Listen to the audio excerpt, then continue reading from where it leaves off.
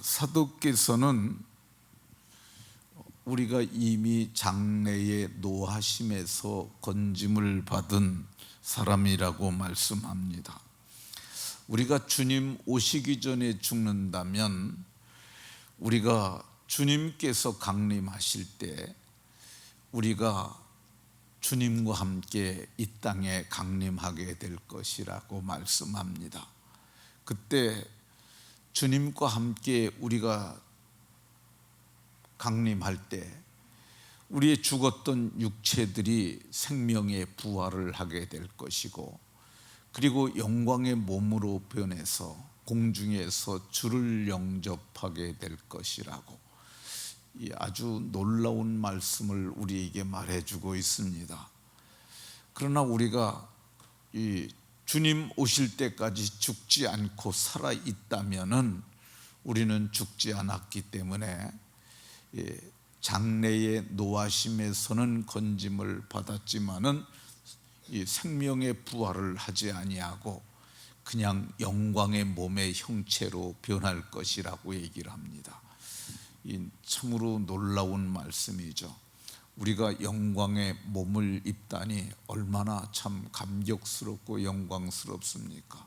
그리고 공중으로 끌어올려 공중에서 주를 영접하게 하실 것이고 주와 함께 영원히 있게 될 것이라고 말씀합니다. 우리가 이런 사람들이 되었으니 어떻게 살아야 하겠습니까? 사도는 오늘 본문에서 이 보면은 1절 하반절에 우리에게 배웠으니, 배웠다고 얘기를 합니다. 배운 거 행하라고 말씀하시고요. 2절 하반절에는 너희가 아느니라, 너희에게 무슨 명령으로 준 것을 너희가 아느니라. 배운 것, 아는 것. 그리고 이 본문에는 말하고 있지 않지만은 본성으로 아는 것이 있어요. 로마서에서 말씀하는데 예수님을 믿고 거듭나면 어떻게 해야 할지 우리의 본성이 알려주는 것이 있어요.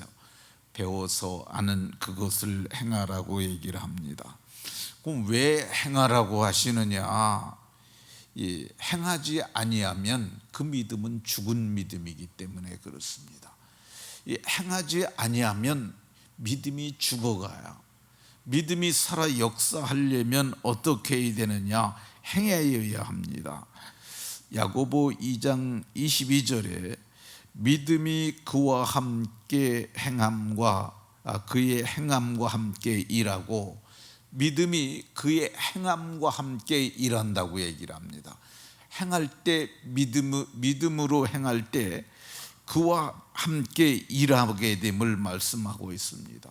그러니까 믿는다 그러면서 행함이 없으면 안 된다는 거죠. 왜 행하라고 그러냐?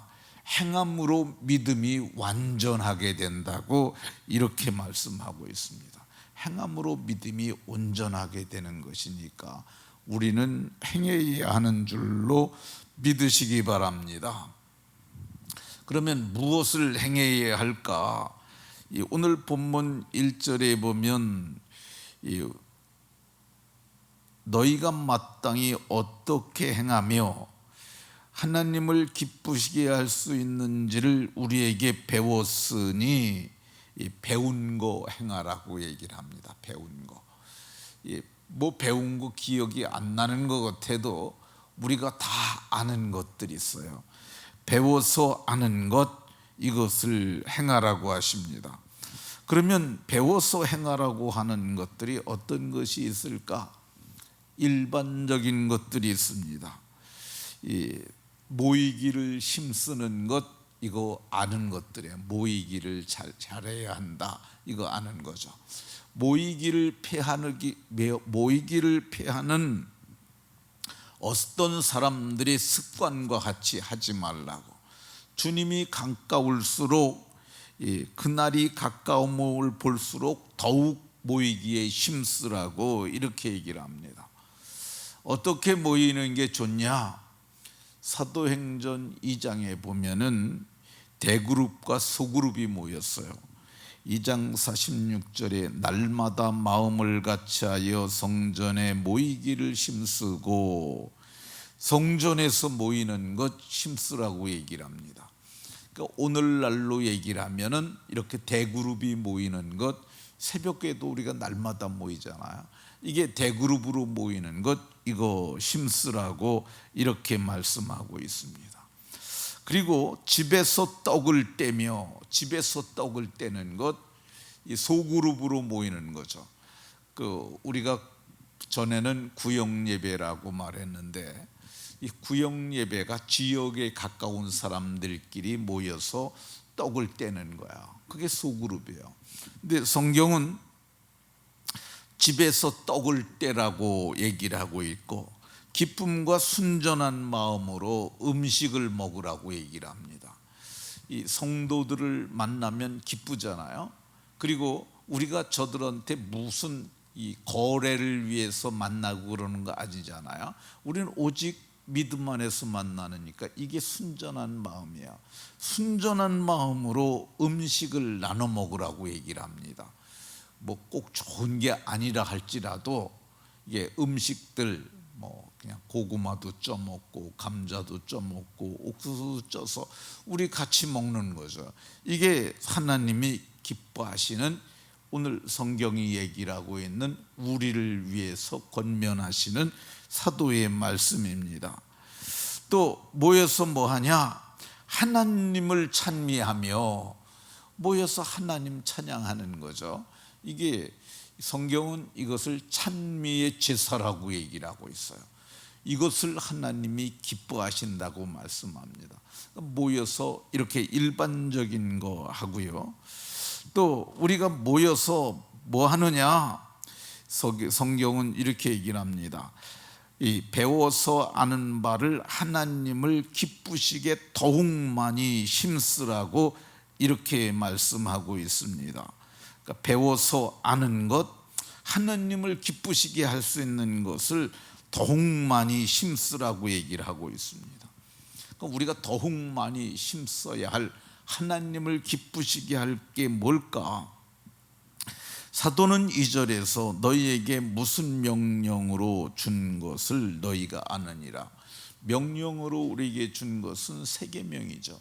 예수님께서 세 계명을 너희에게 주노니 서로 사랑하라.